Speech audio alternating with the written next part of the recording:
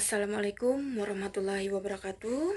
Izin memperkenalkan diri Pak, nama saya Ciara Fatana, kelas alih jenjang D4 fisioterapi. Di sini saya akan menjelaskan tentang mekanisme terbentuknya persepsi, stimulasi visual, stimulasi auditori, dan pengecapan. Menurut Irwanto, persepsi adalah proses diterimanya rangsang atau objek suatu antar gejala maupun peristiwa sampai rangsang itu disadari dan dimengerti. Reaksi seseorang dalam suatu objek dapat diwujudkan dalam bentuk sikap atau tingkah laku seseorang tentang apa yang dipersepsikannya. Mekanisme terbentuknya persepsi stimulasi visual yang diterima oleh reseptor, khususnya cahaya atau kornea yang masuk ke dalam kornea, yang masuk oculus atau oculi anterior, yang masuk ke dalam pupil, yang diterima oleh oculus posterior, yang masuk ke lensa pituitarium, yang diterima oleh corpus vitreum, yang masuk ke dalam retina dan diterima nervus opticus dan masuk ke dalam otak. Disitulah terjadinya persepsi atau kesan-kesan yang dapat kita lihat. Stimulasi auditori atau stimulasi suara yang diterima oleh telinga, yang masuk ke dalam reseptor sel, yang diterima oleh hair cell, nikochlea yang masuk ke nervus auditori, yang diterima oleh temporal lobe. Di situ terjadinya persepsi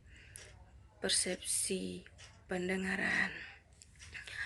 Terus sekarang tentang pengecapan yang diterima oleh depolarisasi, masuk ke dalam kalsium terbuka dalam sel, diterima oleh neurotransmitter terbuka atau serotrenum yang menempel ke dalam ujung akson, yang diterima oleh depolarisasi akson yang masuk ke dalam sistem saraf pusat otak, dan situlah terjadinya persepsi rasa yang dapat kita rasakan seperti rasa manis, asam, pahit, dan asin.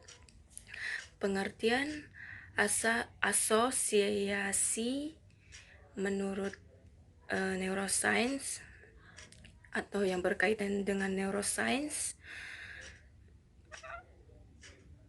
Jadi asosiasi dalam sistem saraf otak kita yang mana dapat digunakan secara instan untuk mendetail atau mengkoordinasi pengertian rasa sakit, bahagia terhadap situasi dalam kondisi manusia dan lain sebagainya. Asosiasi dalam sistem saraf otak itu merupakan suatu kekuatan untuk mengarahkan keseluruhan dalam tubuh manusia. Terus sekarang yang mekanisme pengambilan keputusan secara neuroscience. Input sensoris dikirim ke sensori kortek, diterima oleh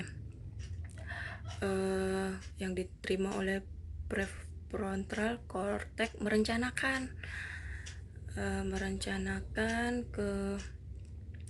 terus diterima oleh premotor cortex, dari premotor cortex masuk ke motorik motor, terus korteknya terus masuk ke dalam korteks, dan disitulah terjadinya sebuah keputusan.